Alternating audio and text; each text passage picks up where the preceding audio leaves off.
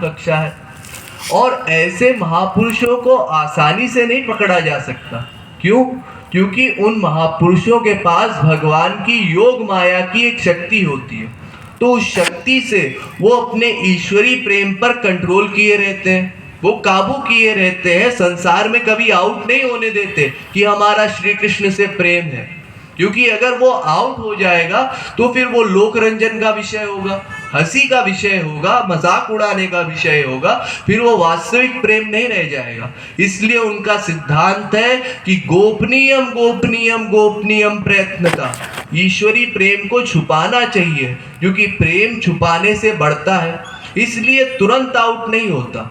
लेकिन अगर हम बार बार उन महापुरुषों का संग करें, उनको नोट करें, उनका भगवान में प्रेम है कि नहीं, इनके अंदर प्रेम झलकता है कि नहीं, फिर अपने को नोट करें, हमको मिलने पर हमारे भीतर क्या फर्क आ रहा है, क्या चेंजेस आ रहे हैं, हमारा संसार में वैराग्य हो रहा है कि नहीं, भगवान में प्रेम बढ़ रहा है कि नहीं, इन सब चीज़ों से कुछ कुछ अनुमान लगाया जा सकता है।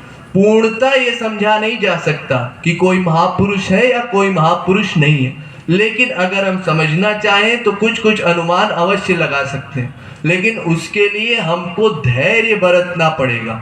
जैसे आप लोग घड़ा भरते हैं ना, पानी में जब घड़ा भरते हैं तो कुछ देर वो घड़ा आवाज करता है, भग भग भग भग, लेकिन आप डरते नहीं हैं, आप डाले रहते हैं घड़े को पानी के भीतर।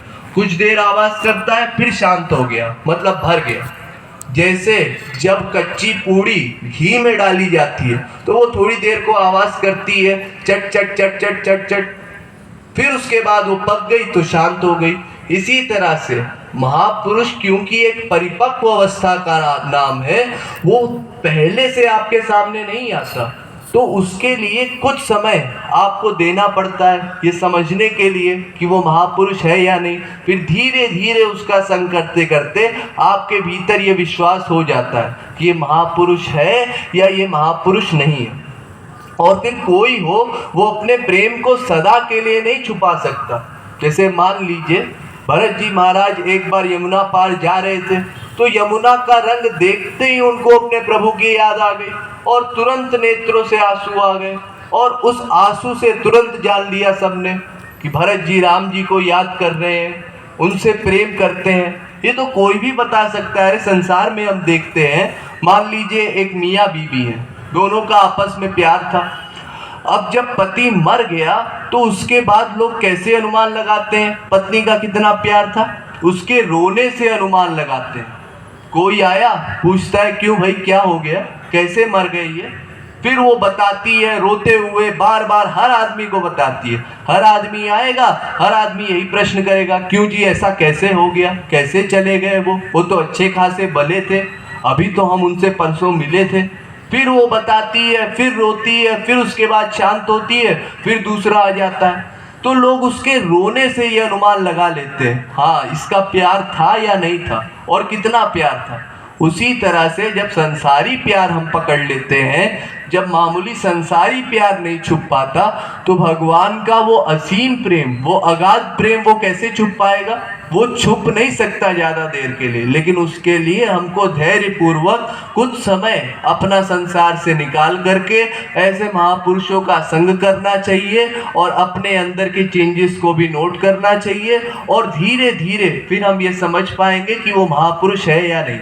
जैसे एक छोटा सा बच्चा होता है ना, उससे आप पहले पूछते हैं 3 और 7 कितने होते हैं, तो वो जेब में चॉकलेट रखता है अपने, और चॉकलेट निकाल करके गिनता है। फिर उसके बाद जब थोड़ा और बड़ा हो जाता है तो फिर 3 और 7 उंगली पर गिनता है। फिर और बड़ा हो जाता है तो मन में कैलकुलेट करता है। फिर आपने पूछा 3 और 7 कितना होता है, तो तुरंत जवाब दे दिया 7। तो उसी तरह से जैसे धीरे धीरे वो काबिल बनता है, ऐसे हम भी जब ईश्वरीय राज्य में चलते हैं, आध्यात्मिक मार्ग में चलते हैं, तो धीरे धीरे चलते चलते बहुत सी नई बातें हैं जो हमको सीखने को मिलती है, समझने को मिलती है, वो अनुभव करने पर मिलती है। वो शब्दों में नहीं बताया जा सकता, क्योंकि ईश्वरीय प्रेम ऐसा ही है जिसका वर्णन शब्दों में न किया जा सकते। इसलिए हमको संसार से अपना कुछ समय निकालना है और ऐसे महात्माओं का पीछा करना है। मुझे बस आज इतना ही कहना है और कल संसार के स्वरूप पर प्रकाश डाला जाएगा। बोलिए वृंदावन बिहारी लाल की।